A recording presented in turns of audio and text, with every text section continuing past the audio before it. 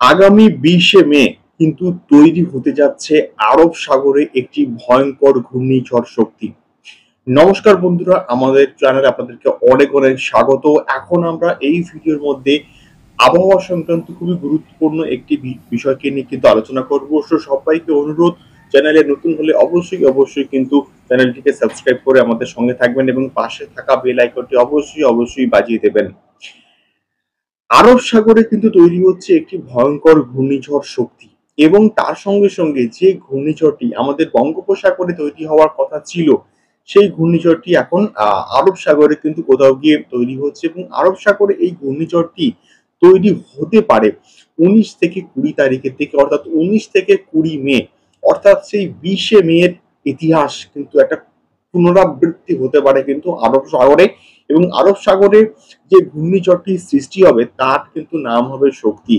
যদি এই ঘূর্ণিঝড়টি আমাদের বঙ্গোপসাগরে তৈরি হতো, তাহলে কিন্তু এই ঘূর্ণিঝড়টির নাম কিন্তু হতো শক্তি। কিন্তু যেহেতু এই প্রাথমিক অবস্থায় প্রথমে এই ঘূর্ণিঝড়টি আরব সাগরে তৈরি হচ্ছে, এই ঘূর্ণিঝড়টির নাম কিন্তু হবে লজিক্যালি শক্তি।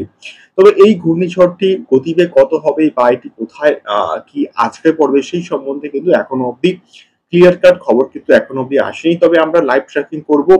যখন এই আরব সাগরে এই ঘূর্ণিঝড়টি তৈরি হচ্ছে, তার ফলে কিন্তু বঙ্গোপসাগরে কিন্তু এই একটি নতুন ঘূর্ণিঝড় হওয়ার পসিবিলিটি কিন্তু অনেকটা কমে যাচ্ছে।